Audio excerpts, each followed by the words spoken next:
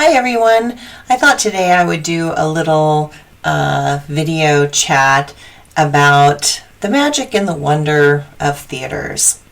And I know everyone is in COVID mode at the moment and they're feeling really stuck and not able to get out to the theater. But there's something really about live theater where there is a magic that happens between the audience and the performers, an exchange of energy that is very powerful and very profound. And it's a form of channeling. So as a performer in a theater, number one, theaters are energy balls. They hold a lot of energy and they hold a timelessness. And I believe that we leave filaments and energetic echoes of ourself as we move through time and space. And I think where you expend a great deal of energy, like a performance, that energy is stronger oftentimes. And so the energy inside theaters is magical and it's intense and it's transformational. There's nothing like walking into a theater and being wowed, and you think you're being wowed by the beauty and the way that the stage looks and all this kind of thing. But there's actually more going on there. There's an excitement, there's an enthusiasm. You can feel the performers backstage getting ready and concentrating, and there's just nothing like it as I know. I mean, I love to perform. I love to be in front of large groups of people. I love to feel that energy exchange that happens.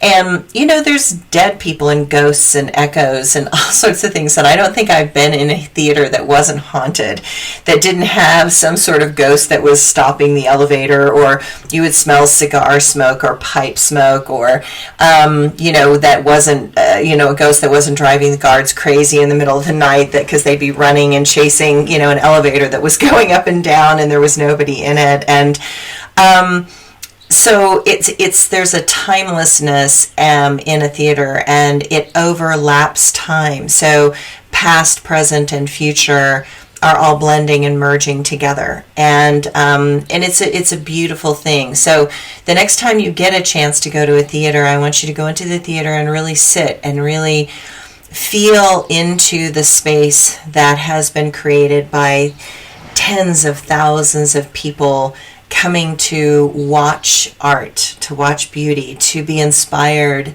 All the little girls, and I was one of those little girls that saw ballet that changed her forever, that transfixed her and made her know her purpose and her goal. And so even when you don't get the goal and maybe don't get to be the prima ballerina, I can't tell you how many people I talk to, they say, oh, they wanted to do it so badly and they just didn't have the facility to do it. But I believe that we are down here to practice, and if you want to be a dancer in another lifetime, practice dancing now. And one of my ballet bar ladies recently died, and she didn't have the best facility for ballet because she had a crooked body, but through the ballet bar she got so much more flexible, and her body started to balance itself out, because we have habits and ways we hold our body, and dance and movement and yoga and tai chi really shifts our body language and our perception. And so there's nothing like feeling better when you just stand straight and you lift your head high, and you feel like your head is on top of your shoulders, and you feel as if you are in control of your life in that moment. And sometimes it's as simple as changing your posture. So, theaters, I loved theaters. It's like when I was in the Berlin Ballet, there was a dancer that wanted to be an opera singer, and he ended up being an opera singer. And so I would hear him, because his dressing room was below mine. And so through the walls, you would hear him singing opera as he was preparing for his performance. And so when I went to a Berlin reunion, people were like, I didn't know he sang. And I'm like, you never heard him singing? I mean, like, I heard him constantly singing. And they were like, really? And I'm like, yeah, so I think that performers are versatile performers, and most artists are multifaceted artists. So they're not just artists in one way, they're usually artists in lots of ways. And art is the expression of the soul and the emotions trying to come out in a soul. And so to me, witnessing a live performance, I watch the raw and real effort that's involved in somebody, moving into a character and letting that character take them over. And you see this in movies a lot, but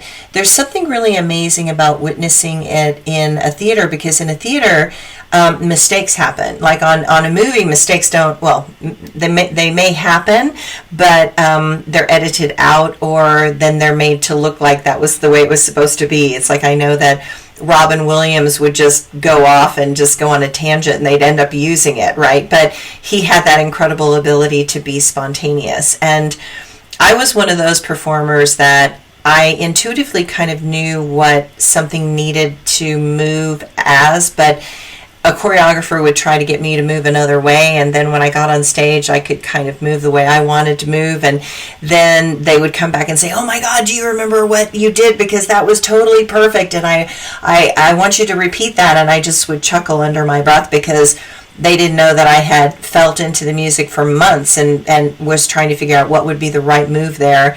But then when I'd try it, they would tell me they wanted me to do their choreography. And so, I love the raw and real of theater. I love the mistakes. I love the faux pas. I love the striving. I love seeing even the nervousness. I remember watching dancers doing, the Rose Adagio in Sleeping Beauty, and it's just this terrifying thing, and I'm glad I never had to do it, but, I can't look like Sleeping Beauty because I can't look like Aurora because I'm not 12 years old and I'm so tall. But anyway, I would just watch them shake, their hands shaking, and they were so nervous, and feeling that the striving of a soul to do it as perfectly as possible. And it was really an amazingly secure dancer that could not look efforted, like they weren't striving for something, that they were just flowing with it. And so I want you to look at your life today, and I want you to say, what do you do effortlessly? What do you flow with easily? How does that work for you? And start to let those graceful places come out more and more,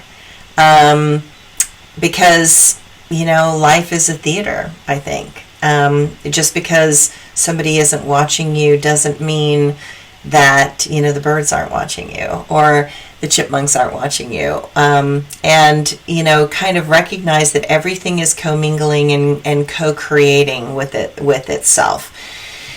So we are art. Right now, your body is a work of art. You picked this particular body in order to learn to overcome certain challenges that your body creates for you and limitations, and to recognize that you are not these limitations. And the soul is bigger and vaster than this body. And it's a beautiful thing. So, let the theater transfix you. Let the theater make magic for you. Let your life become that theater. Learn to feel into spaces and feel the energies that have overlapped in those spaces. That's one of the reasons I love to go to Europe, because in Europe, it's so much history in Europe, and buildings have so much history, and buildings have been bombed, and buildings have been put on top of buildings that were bombed, and there is so much complex layering of past, present, and future. And in America, we're a baby country. We're a young country, and so we don't have the same history, but I think that there is history here. I think we need to start paying attention to that history and tell ourselves the truth about that history, that the Native Americans were here before us, and just because we were more powerful did we get to write history the way we want it. But don't ever believe the way history is taught to you, because history is always written by the winners and it's not written by the losers. And fortunately, we've got movie directors and writers that try to show things as they really are, which people don't always like. But I think it's important for us to recognize, the harshness of humanity and the cruelty of humanity and the suffering that humanity has inflicted on itself and this world. And I think only by telling ourselves the truth about that do we see that we could make this place into the most beautiful piece of art instead of destroying it. Okay, thanks for listening. Bye.